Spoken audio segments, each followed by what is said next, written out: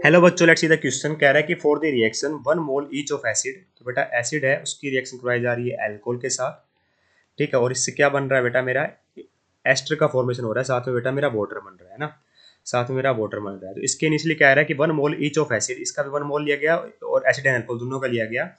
और इक्विलिब्रियम पर क्या होता है बेटा, at equilibrium 2/3 moles of ester will be formed.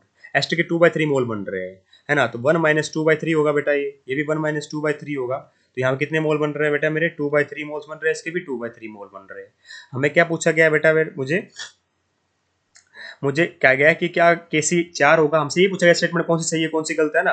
अगर देखिए केसी क्या होता है, इक्विलिब्रियम कांस्टेंट होता है इन टर्म ऑफ कंसंट्रेशन। ये क्या होता है बेटा, ratio of the product by reactant concentration का ratio raise to stoichiometric coefficient. यहाँ पे एस्टर है बेटा, यहाँ वाटर है, ठीक है। Concentration of ester, concentration of water divide by concentration of acid और कंसंट्रेशन ऑफ अल्कोहल आएगा, है ना।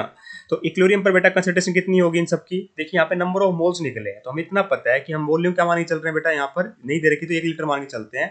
और मोलरिटी क्या होती है बेटा, नंबर ऑफ मोल्स में वॉल्यूम ही होती है। तो वॉल्यूम अगर 1 लीटर होगी तो मैं नंबर ऑफ मोल्स को डायरेक्ट लिख सकता हूँ यहाँ पे। तो एस्टर कितने नंबर ऑफ मोल्स बन रहे हैं बेटा इक्विलिब्रियम पर, 2/3। वाटर कितने बन रहे हैं बेटा, 2/3, ठीक है। और एसिड के कितने बन रहे हैं बेटा मेरे, 1 माइनस 2/3 करोगे तो 1/3, ठीक है। और अल्कोहल के कितने बन रहे हैं बेटा, 1/3 बन रहे हैं, ठीक है। तो अगर इन दोनों को आपस में कैंसिल आउट कर दो तो क्या आएगा, केसी वैल्यू कितनी आ रही होगी बेटा मेरी, 4 आ रही होगी। कितनी आएगी बेटा, केसी की वैल्यू 4 आएगी।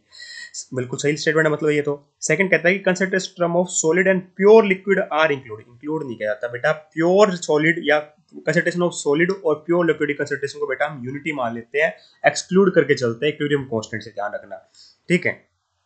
यहाँ आप सोचोगे सारे लिक्विड है बेटा, प्योर लिक्विड की बात हो रही है स्पेसिफिकली, ठीक है। इनमें किसी को प्योर लिक्विड नहीं कंसिडर किया जाएगा, क्योंकि जो ये वाटर भी आप सोचोगे प्योर लिक्विड क्यों नहीं कंसिडर किया गया, क्योंकि ये वाटर बेटा कंडेंसेशन से बना है ना। एसिड और अल्कोहल की कंडेंसेशन से बना हुआ वाटर है, इसलिए इसको हम क्या नहीं कर रहे बेटा, नेग्लेक्ट नहीं करके चल रहे हैं। अदरवाइज बेटा वाटर हम प्योर स्टार्टिंग इनिशियली अगर हम वाटर को रिएक्ट करवा रहे होते तो उसकी कंसेंट्रेशन को हम यूनिटी मान के चलते हैं। सॉलिड तो था ही नहीं यहाँ पे, वैसे सॉलिड आ जाए चाहे प्योर लिक्विड आ जाए, इनकी कंसेंट्रेशन को हम एक्सक्लूड करके चलते हैं बेटा, उनकी कंसेंट्रेशन को हम यूनिटी मार के चलते हैं, क्योंकि उनकी कंसंट्रेशन चेंज होने से इक्विलिब्रियम कांस्टेंट में ज्यादा फर्क नहीं पड़ रहा होता है, ठीक है।